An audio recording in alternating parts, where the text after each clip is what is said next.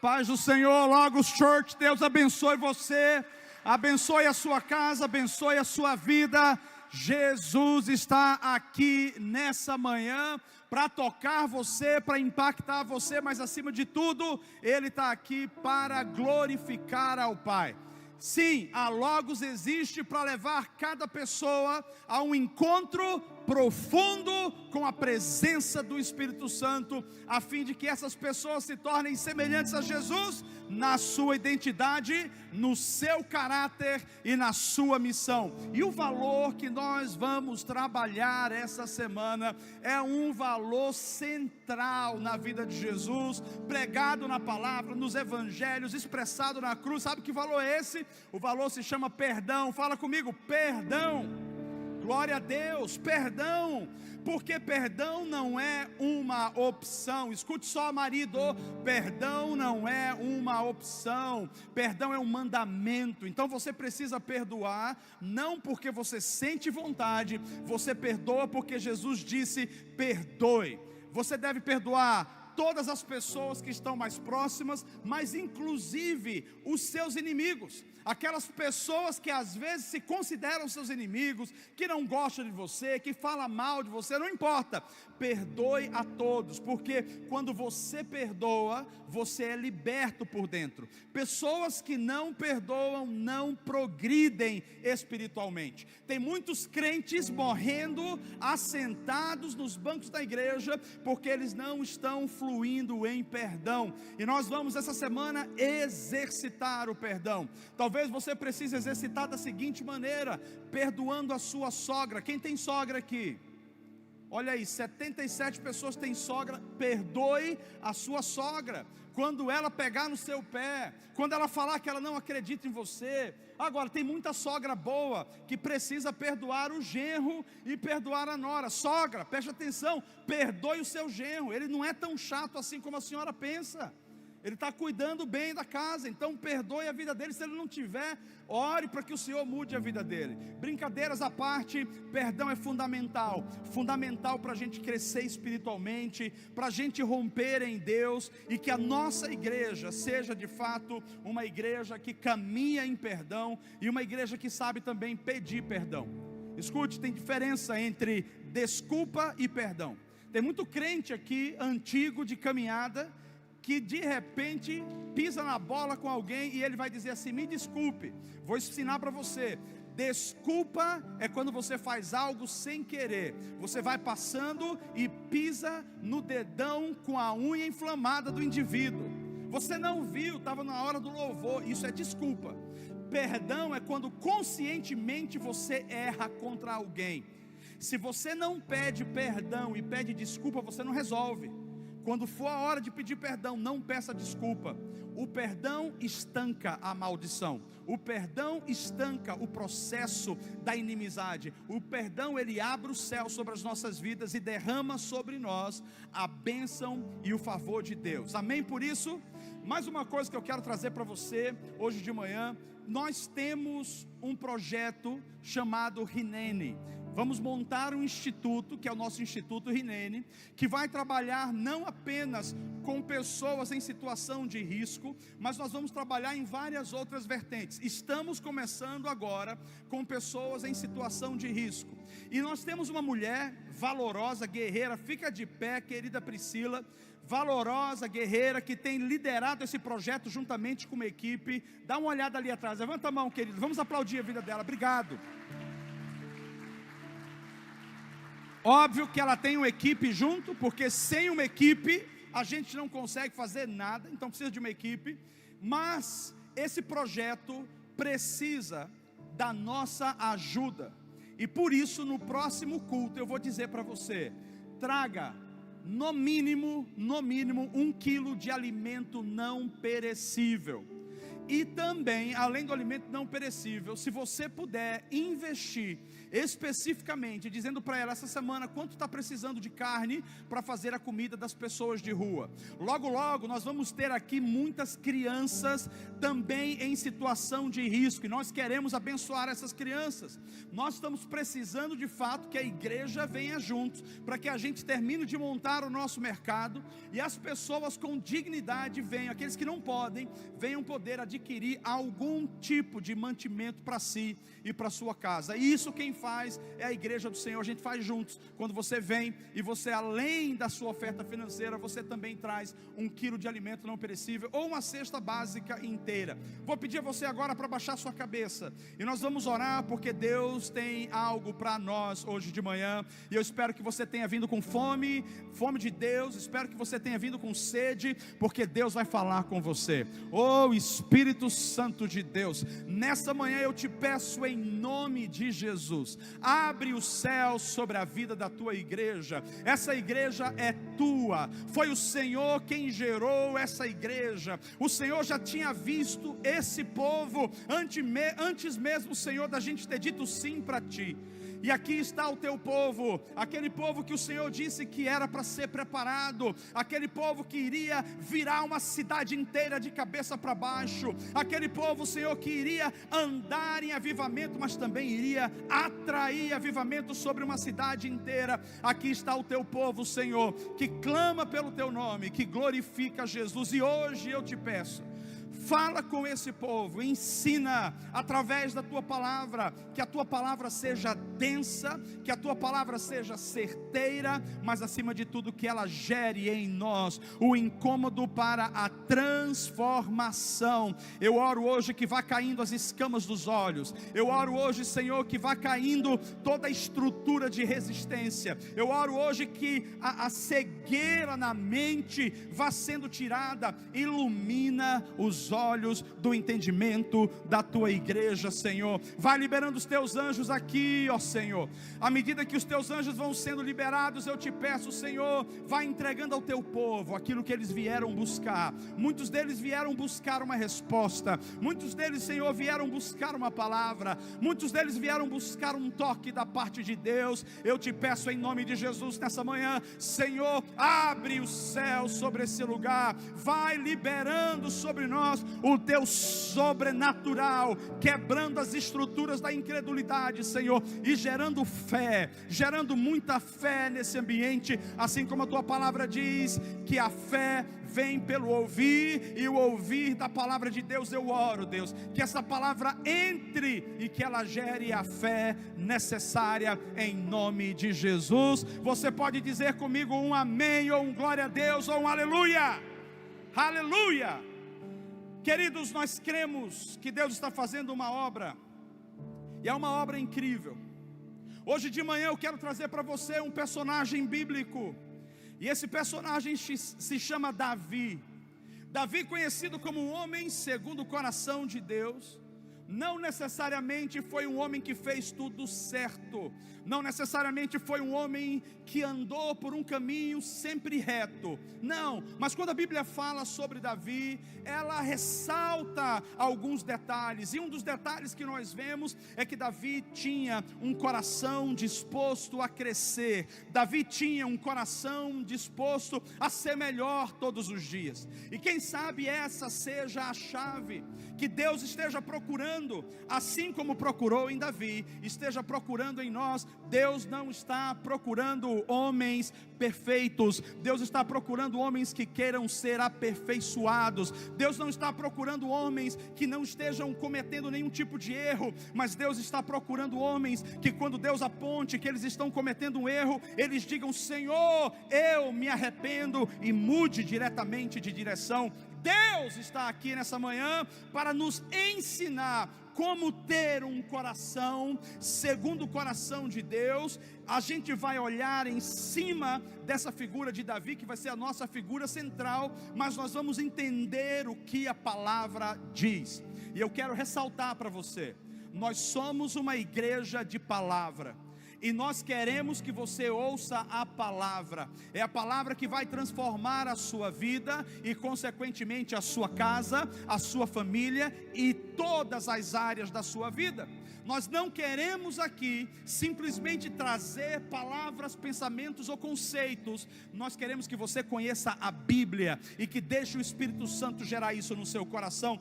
Pois hoje eu quero falar justamente sobre desafiar gigantes, vencer gigantes. Mas eu quero trazer uma perspectiva talvez diferente de todas que você já ouviu. E por isso eu começo trazendo esse personagem bíblico.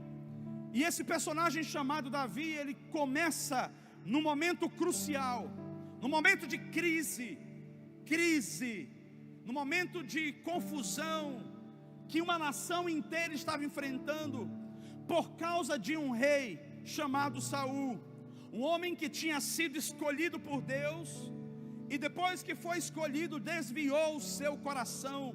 O que nos leva a entender que homens que são escolhidos, se não mantiverem a sua vida no altar, eles também podem se desviar. Nós já percebemos que Saul deu muita ênfase ou muita atenção ao título e esqueceu de manter o coração em Deus. E por isso Deus rejeita Saul.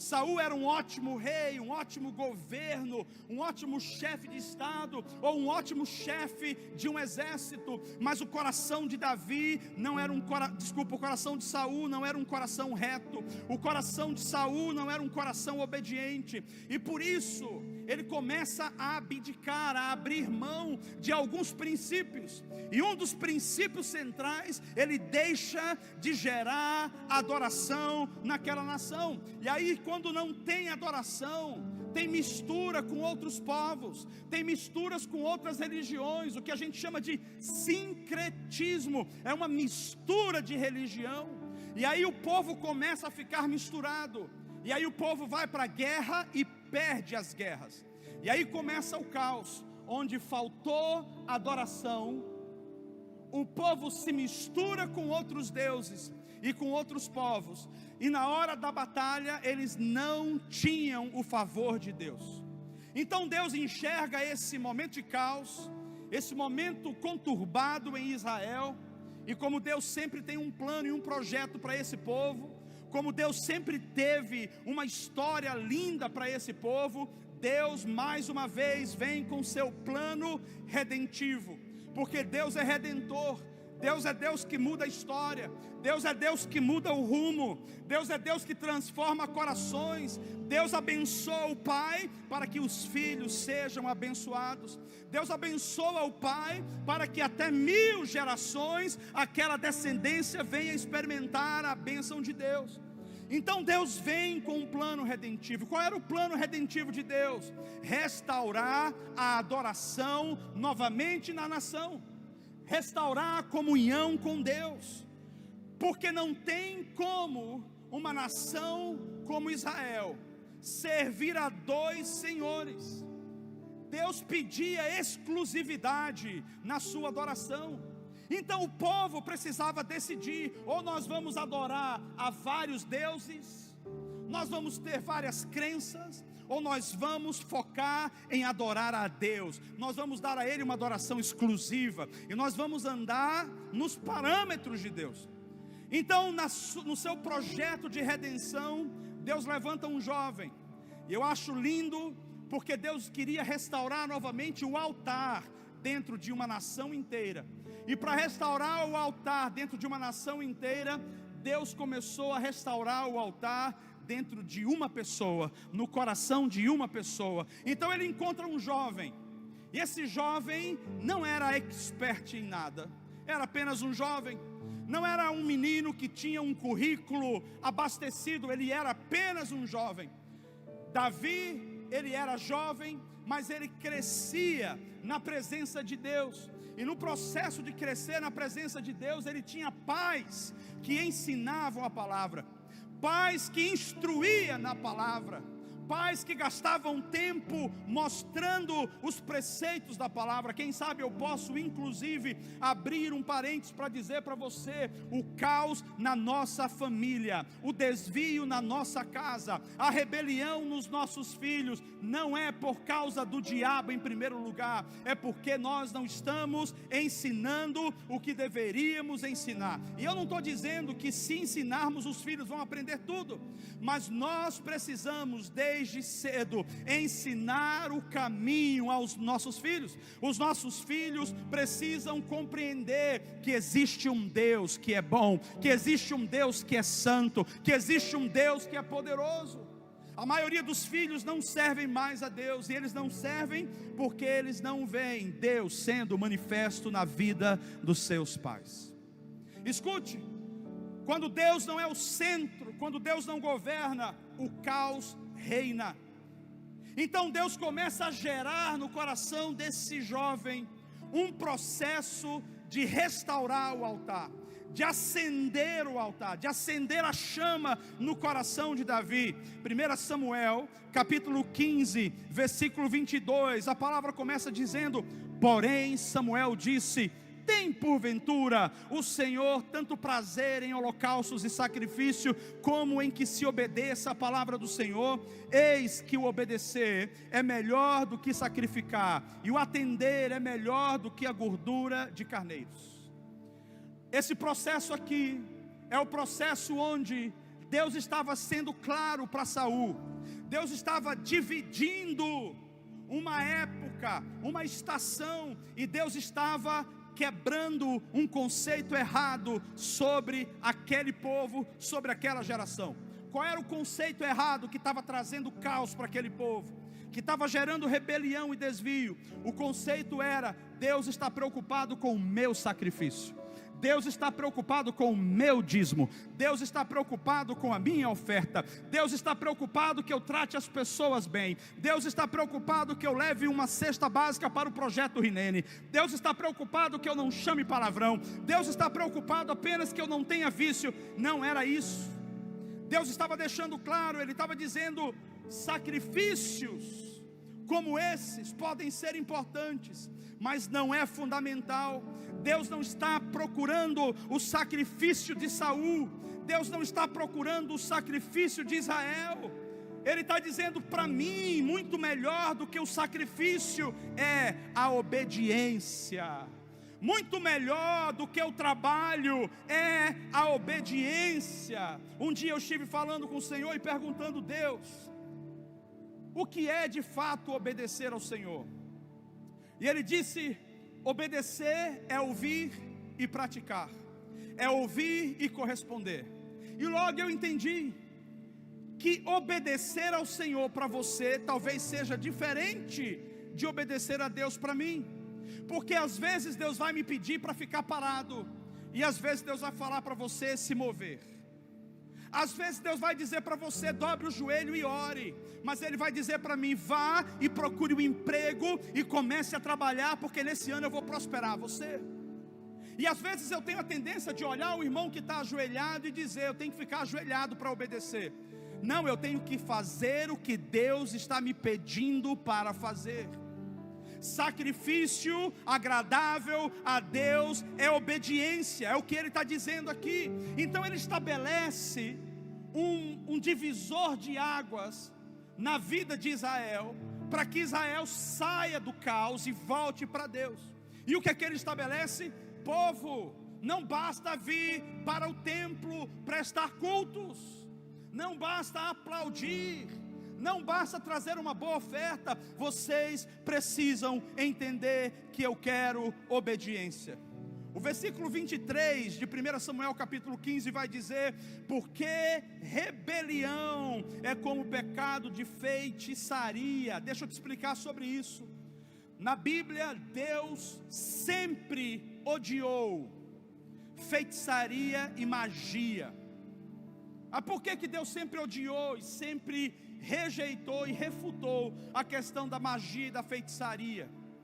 Porque toda ação de magia é o desejo de fazer o que Deus faz na maneira do homem, na mão do homem, no poder do homem, ou é a oportunidade de se relacionar com o mundo dos mortos, buscando poder e direcionamento, se não em Deus. Então todo tipo de religião que estabelece um outro meio que não seja Jesus é falso, é decadente, porque Deus abomina. Se por um acaso algum pastor algum dia subir aqui e dizer alguma verdade que um anjo visitou e a verdade não está na Bíblia, é um falso pastor. Nós precisamos estar focado no que a Bíblia diz, no que a Bíblia fala. Então Deus deixa muito claro: rebelião é como o pecado de feitiçaria, ou seja, é abominável. Deixa eu tentar ser mais claro: desobediência para Deus é abominável, porque desobediência é rebelião. Quando a gente desobedece, a gente está sendo rebelde, assim como um filho. Todos nós temos, ou quase todos nós, quem não tem vai recebendo aí, vai ficar grávida em nome de Jesus. Mas enfim, todos nós que temos filhos sabemos, se tem uma coisa difícil é quando o pai fala algo e o filho faz outra coisa, certo? Quando é pequeno ainda vai, mas quando chega na pré-adolescência, você fala uma coisa, o filho faz outra. Por exemplo, você fala, limpa o quarto, arruma o quarto, aí a pessoa não arruma, nem aquele dia, nem o outro dia, nem o outro dia. Como é que você fica? Bem, vou falar como a Anne fica, indignada com os nossos meninos. Mas a menina acabou de arrumar a casa aqui, vocês jogaram roupa no chão. Eu não sei, talvez seja só na minha casa. Mas se a gente falou ontem, e antes de ontem, e antes de ontem, e a pessoa repete hoje, e amanhã e depois, isso chama-se rebelião. E a Bíblia está dizendo que rebelião com Deus, para Deus, é como um pecado de feitiçaria, é como iniquidade, é como idolatria. Aí o Senhor traz uma mensagem para esse rei, chamado Saul, que estava desvirtuado, e ele diz: porquanto tu rejeitastes a palavra do Senhor, ele também te rejeitou a ti, para que não sejas rei. Porque você rejeitou, Deus tirou de sobre você o favor. Saul continuou sendo rei, mas ele perdeu o favor. Ou seja, continuou sendo rei, mas perdeu a autoridade que vinha do alto. Pensa em você na sua casa. Você é pai, você coloca a mão para prosperar a sua casa, a sua família. Se você tem o favor de Deus, onde você coloca a mão, prospera, floresce. Se você tem o favor de Deus, quando você bota a chave numa porta para abrir, a porta se abre, se escancara. Mas quando Deus tira o favor de sobre nós, e relembrando aqui, Deus retira o favor quando a gente anda em desobediência, Deus retira o favor quando a gente anda em rebelião, Deus retira o favor quando a gente fica buscando meios de alcançar o que Deus tem, que não é Cristo. Então quando Ele tira o favor, as coisas ficam não apenas complicadas, elas ficam emperradas, elas ficam difíceis de agir, de andar, de romper. E Deus está dizendo: existe uma forma de fazer isso. Existe uma forma do homem voltar a ter autoridade. Existe uma maneira do homem voltar a receber o poder de Deus novamente. E que maneira é essa? No capítulo 16 de 1 Samuel, o versículo 1, Deus então começa um novo processo. Ele diz: então disse o Senhor a quem? Quem era Samuel? Samuel era o profeta. Escute, igreja, Deus usa profetas para falar com a igreja. Deus usa profetas para alinhar a igreja. Eu estou sendo profeta na sua vida hoje. Se você não endurecer o seu coração, e essa palavra encontrar um lugar no seu coração, ela encontrar um lugar fértil, então você vai prosperar nessa palavra. Então disse o Senhor a Samuel: até quando terás pena de Saul, uma vez que eu já o rejeitei, para que ele não reine sobre Israel? Aí o Senhor dá o passo para o novo. Deus dá o passo para a nova estação. Eu quero declarar sobre você e sobre a sua casa: Deus está iniciando hoje um passo para o novo, um passo para uma nova estação na sua vida, na minha vida, na nossa casa. E depois dessa palavra, que fique claro que Deus está nos pedindo. Ele diz para os profetas: Samuel, enche um chifre de azeite. o azeite significava ou simbolizava a unção do Espírito Santo. Enche um chifre de azeite e vem, enviar-te-ei a Jessé, o belemita. Quem era o Jessé? O pai de Davi. Fala comigo, quem era o pai de Davi? Isso aí, vai ficar na sua mente isso. Jessé era o pai de Davi. E aí o Senhor diz: porque dentre os seus filhos me tenho provido de um rei. Espera aí. Deus tirou o favor de sobre um rei, e Deus encontrou um outro, e Ele disse: prepara a unção do Espírito Santo, porque eu já me provi de um rei. Quando Deus vai levantar um rei, Ele nos dá um panorama de como Ele faz. Aqui era rei, mas quando Deus vai liberar autoridade, levantar um governo, quando Deus vai levantar alguém que Ele vai outorgar poder, Ele dá um processo, e o processo está aqui.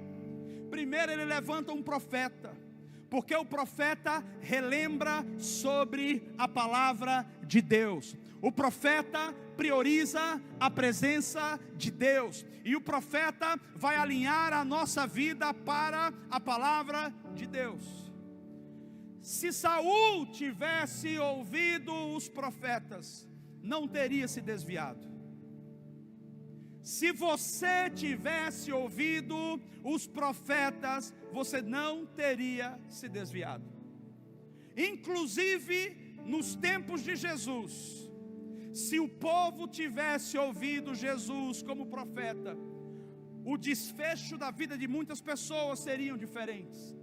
Mas as pessoas rejeitaram Jesus quando Ele veio, porque Ele não era a figura ou a imagem que o povo tinha em mente, que o povo estava esperando. E é por isso que eu digo para você: cuidado com as surpresas de Deus. Cuidado com as surpresas de Deus, porque muitas vezes os profetas que Deus vai enviar no seu caminho não são os profetas nos estilos bíblicos, que tem talvez alguns profetas que você veja com aquela grande barba, ou um manto branco. Talvez os profetas sejam pessoas comuns, como Jesus era uma pessoa comum. Cuidado para não ouvir a voz profética e rejeitar por causa do estereótipo, por causa do biotipo, por causa da maneira que fala. Deus está dizendo para nós: quando o profeta vem, ele traz a unção da nova fase de autoridade. Quando o profeta chega diante de nós, ele derrama sobre nós a unção do Espírito Santo, para que a gente vença o que está vindo, os desafios e os gigantes que virão lá na frente na nossa vida. Não feche os seus ouvidos para a voz profética. Não ache que você pode tudo. Não ache que você é expert. Não ache que você já tem todas as respostas do universo. Deixa Deus falar. Porque para Deus não é o quanto você faz, mas é o quanto você obedece. É a obediência que vai levar você ao lugar de bênção. O que é que Deus está pedindo de você? O que é que Deus está pedindo da sua casa? O que é que Deus está pedindo da sua família? Qual é o projeto que Deus tem para a sua casa? Quantas horas você está investindo na semana de orar e jejuar e dizer: Senhor, eu quero saber qual é a tua vontade para mim? Quanto tempo você está investindo na palavra, para que Deus possa te dar maturidade e sabedoria para você se levantar diante dos desafios? Escute, Deus não levantou você para focar no gigante. Deus não levantou você para focar em Golias. Deus não levantou você para focar nos desafios. Deus levantou você para focar nele. E é nele que você vence os gigantes. É nele que você vence os desafios. Deus levantou você cheio de autoridade. Por isso Ele fala que a voz profética é o primeiro caminho. Ela vem trazer unção sobre a nossa vida. A unção vem porque a voz profética nos alinha. Olha o outro padrão que a gente vê em 1 Samuel 16:1. Enche um chifre de azeite e eu vou te enviar a um homem, Jessé. Quem era Jessé? Pai de Davi. Deus é um Deus de princípio. Ponto final. Deus não age como eu acho. não é sobre o que eu acredito que seja, é o que a palavra diz.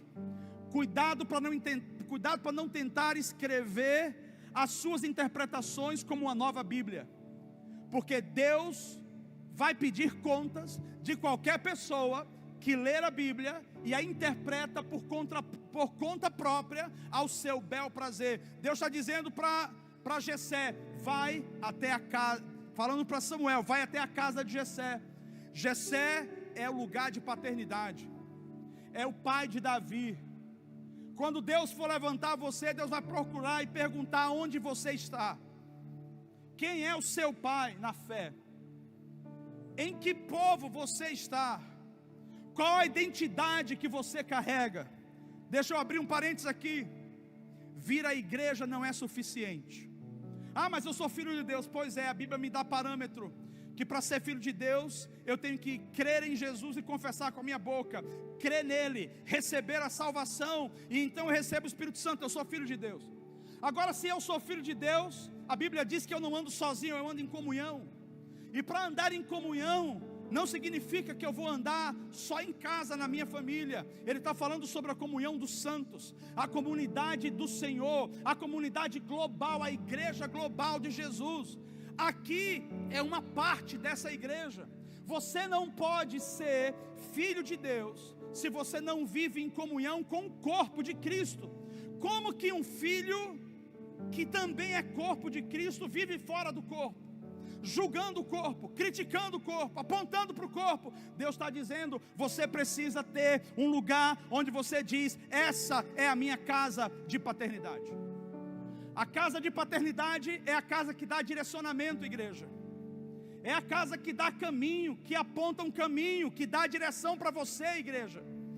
Se você não estiver debaixo de uma casa de paternidade, dificilmente você vai ser ungido com essa unção que vai te dar autoridade para essa próxima fase na sua vida. O que significa então, pastor, estar numa casa de paternidade? Significa se encaixar nos parâmetros e nos padrões. Olha que de mim não, porque, aliás, da Anne não, porque a Anne é perfeita, mas eu tenho alguns problemas, aliás, tenho vários. Mas a minha esposa, ela só não tem asa, eu não sei porquê, eu sempre fico olhando para ela assim, eu não tenho nem, ela às vezes pergunta, meu amor, o que você vê de errado em mim? Eu digo, eu não vejo nada de errado. Não, você vê, você acha que eu vou falar, porque ela não tem, então eu não vou falar nada. Mas escute, por melhor que a gente faça em casa, por melhor que a gente se entregue, os nossos filhos sempre vão nos cobrar. E parece que a gente vai dar o sangue, mas ainda não é suficiente. Parece que a gente vai fazer de tudo, mas não é o bastante. Então, de vez ou outra, a gente precisa ouvir, sentar, mas porque o pai está faltando isso, o pai não está fazendo isso, a mãe não faz isso, ou a mãe é assim, porque a leoa em casa é a Anne, tá? Rugindo a Anne, quem não vai se calar? Os meninos se calam na hora. Comigo, eles ainda querem conversar, argumentar, mas com ela não, porque ela tem uma ferramenta bíblica chamada cinto de Neguébias. Quando ela pega aquele cinto, meu irmão, é só ela falar, como é que é? Eu não entendi o que você falou. Não, mãe, não falei nada. Não, eu não entendi o que você falou, porque o próximo passo é, vou te explicar o que eu falei. E ela não explica, o cinto de Neguébias que explica por ela. Então, ainda que a gente faça tudo o que é certo em casa, vamos deixar alguma coisa a desejar. E os nossos filhos só podem continuar sendo filhos se eles continuarem obedecendo as regras, andando naqueles parâmetros. Não concorda? Nós temos um momento para conversar. Mas se rebelar, demonstra que não é filho. E quem não é filho não tem parte na herança. Quem não é filho não pode receber óleo novo na cabeça. O que é que eu quero dizer para você hoje de manhã? Não basta estar na igreja, tem que ser filho dessa casa. Não basta vir num culto, tem que se encaixar no processo. Tem que ser construído na cultura. Tem que deixar Deus moldar você. Porque se fosse para a igreja se enquadrar no seu padrão, então você seria o líder da igreja e nós todos estaríamos lá seguindo o seu padrão. Se Deus não te levantou ainda, procure uma casa de paternidade e se submeta. A submissão cura você, a submissão restaura você, a submissão alinha você, e a submissão gera em você um coração aperfeiçoado, e é a partir daí que vem a bênção de Deus sobre a sua e sobre a minha vida. Casa de paternidade. Onde que Davi foi encontrado? Davi foi encontrado na casa de paternidade. A grande questão aqui é que Deus está dizendo, lá no meio dos filhos de Jessé, haviam outros irmãos, havia um movimento de pessoas naquela casa. Deus diz, ali eu encontrei, eu me provi de um rei. O cenário era claro, muitos irmãos fortes. A Bíblia vai falando que os caras eram bonitos, meninas solteiras. Ore para ver se essa genética reaparece na humanidade, porque está complicado. Homem forte, firme, másculo, está ficando difícil. Então ore por essa genética dos filhos de Jessé, porque os caras eram robustos, no sentido de musculosos. Cabelos, ore pela genética do cabelo também, porque está uma safra complicada aí, hein? Mas vamos lá. Ore para que Deus traga de novo essa genética. Os homens eram bonitos, andavam com a cabeça erguida acima dos ombros, e as pessoas ficavam assim debaixo, suspirando. Esse era o naipe. Todos esses irmãos de Davi eram habilitados, preparados, e eles conseguiam ser grandes guerreiros. Davi era o único menino franzino. Davi era o único menino que não tinha porte. Davi era o único homem ou jovem que não se encaixava no estereótipo, não conseguia se encaixar na roupa que todo mundo estava esperando de um guerreiro. E aí o Senhor vem e Ele gera uma mudança de mentalidade, e Ele diz, eu me provi de um rei, vai lá e encontra o meu rei. Quando Jessé veio com um chifre cheio de azeite, que era um chifre de carneiro, cheio de azeite para orar, ele entra na casa de Jessé. Você imagina o medo, né? Porque quando o profeta ia, ou era bênção, ou era maldição. Ou ele ia para anunciar uma coisa muito boa, ou ele ia para anunciar que alguém ia morrer, que Deus ia pesar a mão. E a gente nunca espera a bênção, né? A gente só está esperando a correção. Então, eu acredito que quando ele chegou lá, e de fato a Bíblia fala, que Jessé falou, o que devo a honra? O que o senhor está fazendo aqui? Tipo, meu Deus, o que eu fiz de errado? Quem que vai morrer agora? Sabe aqueles irmãos que não sabem quem são em Deus? Quando fala que tem uma irmã do coque, que ora, que jejua, eles não chegam perto não, porque eles acham que Deus vai usar a irmã do coque, do jejum, para revelar os pecados ocultos e escondidos. E escute, Deus não está preocupado em revelar os seus pecados, Deus está preocupado em resolver o seu coração. Deus não está interessado em humilhar e expor você, Deus está interessado em restaurar a sua dignidade, em levantar você como homem e como uma mulher perfeitos diante dele. Então aqui vem o profeta Samuel entrando, o pai pergunta, o que o Senhor quer? Eu vim orar pelo novo rei. Aqui? E quem é? Mande chamar os seus filhos. E vieram todos os filhos, diz a Bíblia, e todos os filhos fizeram uma fila, e Samuel começa a olhar o porte daqueles homens, e ele falou, rapaz, é um desse aí que Israel está precisando. E o Senhor dizia, não é esse. Então olha esse aqui, olha esse cabelo, quando o vento dá para fazer uma selfie assim, que vai ficar lindo. Não é esse aqui. Mas olha esse aqui, olha o músculo, olha o bíceps desse cara, quando ele pega essa espada, também não é esse. E a Bíblia diz que foi um, e não foi nenhum daqueles. Samuel estava olhando com os olhos naturais, com a visão que todo mundo estava tendo, Precisamos de um guerreiro para ser o próximo rei. Precisamos de um homem muito forte para governar sobre Israel, porque Saul não é mais. Então nós precisamos do homem, do cara. E acabaram-se os caras.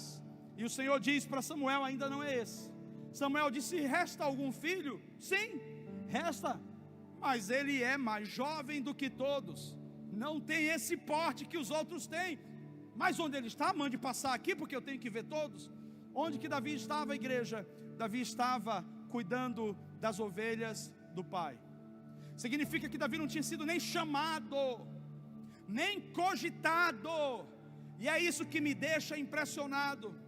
Porque o que faz de um homem um instrumento de vida e de bênção na mão de Deus, não é o porte, não é o currículo, não é a conta bancária, não é o status social, é o coração. O que faz um homem usado tremendamente para se tornar uma tocha viva na mão de Deus, não é o estereótipo do mundo. Deus não vê como os homens veem. Deus olha o coração. E eu quero dizer que talvez alguns de vocês hoje aqui se sinta rejeitado, porque você não se encaixa, você não se vê. Mas Deus está dizendo: se eu tenho uma missão para você, não é o que você sacrifica, não é o que você faz, mas é sobre o seu coração. Por isso o caminho não é tentar ser iguais os irmãos de Davi, mas é garantir que existe uma essência pura no coração. Deixa eu talvez expandir um pouquinho mais sobre isso. As pessoas hoje querem imitar vários cantores. Eu sei que eu já sou da geração mais passada, então eu não vou lembrar os cantores de hoje, mas as pessoas querem imitar a Ana Paula Valadão, e canta igual a Ana Paula Valadão. Por quê? Porque se eu cantar igual a Ana Paula Valadão, vai vir a unção de Deus. Deus não está pedindo para você imitar ninguém, mas Deus está dizendo: seja responsável com a sua unção. Tem gente que não busca, que não gasta tempo, que não desenvolve, que não está preparando-se para aquilo que Deus quer derramar, mas aí vai precisar imitar. Pega a internet, pega uma mensagem, pega uma música, repete aquela música, bota um efeito na voz. Deus não está pedindo para você ser o outro. Deus está dizendo: seja você.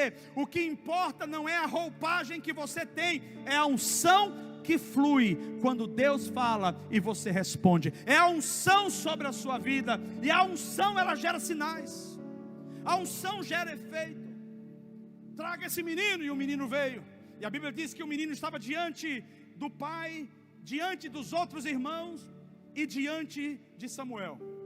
E Samuel, óbvio, tinha que orar por aquele último menino, e coloca o chifre diante dele, e o Senhor diz: é esse aqui, porque desse aqui eu me provi dele como um rei. Mas como Davi era jovem, não tinha preparo, não tinha idade, mas Deus disse: tem alguns indícios no coração. Tem um coração maleável, tem um coração humilde, tem um coração acima de tudo obediente. Vou falar para você: não adianta ter o sucesso de ter tudo na vida. Não é sobre dinheiro, não é sobre conquista, porque tem gente que tem coisas, conquista as coisas, chega em lugares, acumulam bens, mas não tem o que precisa ter, que é o favor de Deus. Dinheiro não compra entrada nos céus. Por isso não morra dando mais prioridade para fazer dinheiro do que pedindo ao Senhor que gere em você um coração segundo o coração dele. O caminho não é ter sucesso na vida primeiro. O caminho é ter sucesso no seu relacionamento com Deus. Porque se você tiver relacionamento com Deus, a unção virá sobre você. E o que é a sua porção, Deus vai liberar. Mas olha que interessante. Esse menino que ninguém acreditava, esse menino que todo mundo rejeitava, ele entra no cenário como a promessa de se tornar um rei. Davi não se tornou um rei naquele momento. Davi foi preparado por Deus. E o caminho que Deus usou chama-se obediência, que é a coisa exata que Saul falhou. Deus iria se assegurar de garantir que Davi iria ser desenvolvido na obediência. E como começou o treinamento de Davi para a obediência? Davi começa obedecendo ao seu pai na casa de paternidade. Filho, vai cuidar das ovelhas. Escuta, ele foi ungido como rei. Os irmãos saíram dali, eu acredito que ficaram um pouco contrariados, foram para o exército lutar com o rei Saul. Davi ficou em casa porque não era soldado. Não deveria sentar no trono e o pai limpar o pé dele? Quando eu digo, não deveria sentar e dizer: papai, traga comida para mim. Papai, traga um papel aí, escreva para mim tal coisa, me dê um copo com água. A ideia que as pessoas têm de rei é essa. No entanto, Deus estava dizendo para Davi: você é rei, escolhido por mim, mas você ainda não tem autoridade para governar sobre um povo. Por isso, você só vai ter autoridade quando você obedecer aos princípios aqui estabelecidos na sua casa de paternidade. Quais foram os princípios? O pai falou: volta de novo para o campo. Meu querido, como que um profeta vem na minha casa, unge a minha cabeça dizendo: você é o rei, meus irmãos vão lutar com o rei Saul, que não tinha mais unção, mas ainda era rei, e o meu pai me manda de volta para trabalhar com as ovelhas? Porque Deus faz assim. Deus começa a ensinar e dizer: no meu reino, num governo justo, não é aquele que manda, é aquele que serve. Deus estava ensinando Davi a obedecer para servir as pessoas, e é exatamente assim que tem que acontecer. Todo mundo que recebe a autoridade de Deus, não recebe para mandar nas pessoas, recebe para servir as pessoas, recebe para beneficiar a vida das pessoas. Quando Davi volta, ele desenvolve não um coração de rebeldia, porque a Bíblia diz que ali com as ovelhas, quando ele estava no deserto cuidando das ovelhas, a Bíblia nos mostra que Davi estava desenvolvendo intimidade com Deus.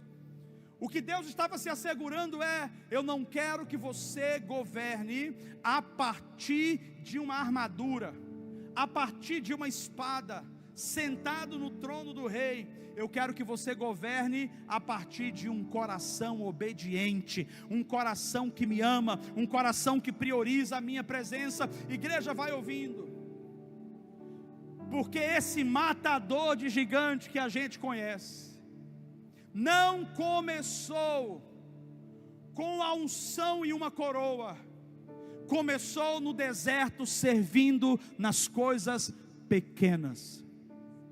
E é assim e será assim sempre. Antes de Deus nos colocar em coisas maiores, patamares maiores, Deus vai nos requerer pequenas tarefas. Seja fiel e obediente ao pouco que Deus te pediu. Seja fiel e obediente àquela pequena orientação que Deus te deu, aquele pequeno comando que Ele te revelou num sonho, que Ele te deu como uma palavra profética, que Ele ressaltou no seu olho quando você estava lendo a Bíblia. Seja fiel, porque a fidelidade atrai o favor de Deus. Não é o porte físico, não é o status social, não é o currículo, é o coração fiel e obediente que atrai o favor de Deus. Você pode ser careca, você pode não ter a roupa que você gostaria, você pode não saber falar direito, mas se você for fiel, se você for obediente, Deus vai derramar favor sobre a sua vida. Você pode ser cabeludo, você pode ser musculoso, você pode ser gordo, você pode ter a orelha grande, você pode ter o nariz pequeno demais, você pode ter um baita lábio, você pode ter um lábio, estou falando aqui para não dizer que eu estou sendo preconceituoso. Deus vai usar você. Deus vai usar você, não pelo seu estereótipo, Deus vai usar você pelo seu coração. E olha o que acontece, porque num dado momento, o menino que estava sendo obediente em servir ao pai, Deus diz: você está pronto, você aprendeu a obedecer. E então o pai diz assim: Davi, vem cá. E ele responde no original com a palavra hinene, ou seja, predisposição em obedecer, mesmo sem saber qual é a ordem. Hineni, seja o que for, a hora que for, quando for, apenas diga o que tu queres e eu farei o que agrada ao teu coração. A minha pergunta hoje é: será que o nosso coração já chegou naquele lugar onde quando Deus nos chama, a gente fala para Ele Hineni, ou seja, predispostos a fazer, seja lá o que for, antes de saber o que nós vamos ser requeridos para fazer? Então aí ele se levanta e diz Hineni, e o pai diz: pega essa marmita e leva para os teus irmãos no campo de batalha. Davi poderia reclamar e dizer: pai, mas eu sou ungido rei, eles que deveriam vir aqui. Não, Deus diz através do pai: obedeça mais uma vez. Escute, quando você obedecer, no exercício da obediência, no exercício do serviço, estará a porta que Deus tem para você, para a próxima fase da sua vida. Não espere que as coisas aconteçam enquanto você está sentado. Não espere que as coisas aconteçam enquanto as pessoas estão fazendo por você. No exercício da obediência e do serviço, Deus desata o novo nível de autoridade sobre a vida dos filhos. E eu sei que todos nós estamos sendo trabalhados por Deus, moídos, apertados, moldados, forjados. Nós estamos a uma obediência de alcançar as promessas. Nós estamos a um passo de obediência e fidelidade para alcançar o nível que Deus tem para nós. Continue sendo fiel. Continue obedecendo, ainda que pareça que nada esteja acontecendo. Deus honra a obediência, meu irmão, minha irmã. Deus honra a fidelidade. Deus honra a simplicidade de coração. Davi pega as marmitas, eu acredito que deve até ter ido cantando os salmos que desenvolveu no deserto. E quando ele vai chegando diante do exército, o exército estava acuado de um lado, e um filho das trevas chamado Golias estava de pé do outro lado, blasfemando, e estava chamando todo tipo de palavrão com o povo de Deus, humilhando ao povo de Deus, e se referindo ao Deus dos exércitos como um Deus fraco, que não ajudava o povo. O exército não estava dando conta. Quando Davi ouviu aquilo, ele entra, e ele já vai dizendo assim: quem é esse cara que está afrontando o exército do Deus vivo? Menino franzino, tinha acabado de sair do deserto. A primeira pergunta é: quem que você é, pivete? Quem que você é, menino? Quer que você tem? Vai criar vergonha na tua cara, rapaz. Volta para casa, você não tem nada, você não é nada, você não é ninguém. É assim que o mundo nos trata, mas o mundo não sabe quem nós somos, porque nós estamos sendo forjados por Deus. Nós estamos sendo muitas vezes esmagados para ser transformados por Deus. E o mundo nos trata porque nós não temos a mesma aparência ou a mesma postura, mas Deus está dizendo: vai, obedece, porque eu serei contigo. Primeira coisa que ele disse: eu desafio esse gigante. Você não pode, estou encurtando, você não pode, você é só um menino. Mas diante de todos que estavam com medo, pelo menos se tem um dizendo que quer lutar, nós vamos pegar esse menino. Pegaram Davi, o rei Saul, o rei que perdeu a autoridade, chega para ele e diz assim: veste a minha armadura quando você for lá lutar. E ele disse: veste aqui. Vestiu a armadura, e Davi disse: não está dando certo, eu não estou conseguindo nem andar. Sabe o que significa isso? A unção que Deus tem para você não está em cima da unção do outro. A unção que Deus tem para você é única, ela é sua, tem a ver com você. O que eu quero deixar claro para você é: não é só ser você, é ser você cheio de Deus. Precisa fluir a unção que está sobre você para frutificar na promessa que Deus tem. Olha só, eles tiram a armadura de Davi, e Davi se depara com aquele gigante, e eles começam a questionar. E o ponto aqui é 1 Samuel 17, 34 e 35 vai dizer: Davi, entretanto, disse a Saul: teu servo conta das ovelhas de seu pai, quando aparece um leão ou urso e leva uma ovelha do rebanho, eu vou atrás dele, dou-lhe golpes e livro a ovelha de sua boca. Quando se vira contra mim, eu o pego pela juba e lhe dou golpes até matá-lo. Davi estava dizendo: ninguém sabe quem eu sou. Eu não vou lutar com as mesmas armas, com a mesma armadura. Eu vou lutar com a força e com a unção do Deus que me escolheu, do jeito que Ele me escolheu, porque lá no deserto Ele foi comigo. Eu matei um urso, eu matei um leão. Eu tenho provas de que assim como Deus, que eu sou um menino, me deu força para eu lutar contra o urso e o leão, eu também terei força para lutar contra esse incircunciso. Para encurtar a nossa mensagem, a Bíblia nos fala que Davi saiu e ele escolheu 5 pedras. Ele só usou uma contra Golias, certo? E a Bíblia diz que foi certeiro, usou a sua funda, e com uma atirada de pedra, Golias caiu. E todos os outros guerreiros, inclusive outros gigantes que estavam com ele, correram com medo, porque um menino pequeno demonstrou que quando um Deus grande, poderoso, se manifesta na vida de alguém, o sobrenatural acontece. E aí Davi pode celebrar o Senhor, aleluia.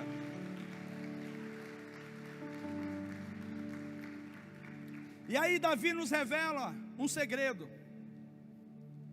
que um homem cheio de Deus é obediente para fazer o que Deus pede. Deus pediu para ele pegar 5 pedras. Por que ele usou só uma? Porque os outros fugiram. Aquele gigante Golias tinha mais 4 irmãos. O mesmo Deus que derrubou um, derrubaria os outros 4. O segredo aqui é o seguinte: não tem gigante que consiga permanecer ou prevalecer quando um homem segundo o coração de Deus, que não precisa ter armadura, não precisa ter arma, só precisa ter obediência, usar a arma que Deus o deu lá no deserto. Quando ele usa essa arma, a partir desse coração, gigantes cairão. Aqueles 4 gigantes que eram irmão de Golias fugiram. E depois Davi, como rei, matou o restante das ameaças. Porque é exatamente isso que Deus faz. Quando o diabo levanta-se para destruir, ele não levanta um empecilho só, ele levanta vários inimigos. Deus está dizendo para você: seja obediente, e ainda que o seu inimigo fuja para depois tentar contra você, a unção que eu te dei garantirá matar um gigante, 2, 3, 4, 5, quantos houverem. A vitória sobre a sua vida não está na sua ferramenta, nem está na sua arma, está na sua obediência. É a obediência, é a fidelidade. Obedeça a Deus, meu irmão. Obedeça a Deus, minha irmã. Seja fiel ao Senhor. Seja um crente de verdade. Seja um verdadeiro cristão. Escute, o povo que vai para a glória, o povo que será salvo, não é aquele que assiste o culto, mas são aqueles que têm um coração fiel e obediente. Que não estejamos aqui simplesmente olhando para assistir uma palavra que nos alimente, que estejamos aqui dizendo: Senhor, como que eu posso me parecer mais contigo? Como que eu posso me tornar um discípulo de verdade? Deus está dizendo: encontre a sua casa de paternidade, escolha ouvir correções, escolha ser tratado, moído, escolha ser forjado. Olha, meus irmãos, eu sou uma pessoa que edifico o tempo todo. Tenho vários líderes, várias pessoas que eu amo e que eu levanto. Mas você não tem noção que é muito bom quando a gente fala sobre: você é demais. cara, como você é maravilhoso, como você é forte. Mas no dia que eu ligo e corrijo, você precisa ver como que é. As pessoas querem a edificação, mas elas não querem a correção. A edificação celebra o que você é e onde você está. A correção projeta você para você ser celebrado num próximo nível, não ali. Por isso não escolha apenas ouvir, ser edificado. Palavra de afirmação é muito bom, mas só isso não torna você quem você precisa ser. Deus está dizendo: encontre a sua casa de paternidade e deixe Deus moldar você. Deus está preparando uma igreja, Deus está preparando um exército de discípulos. Quem sabe hoje nós temos vários Davis aqui.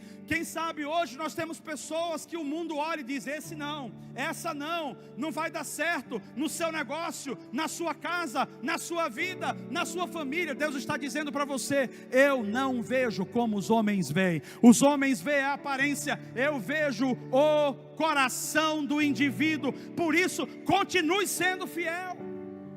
Se ninguém está te notando, Deus está te notando.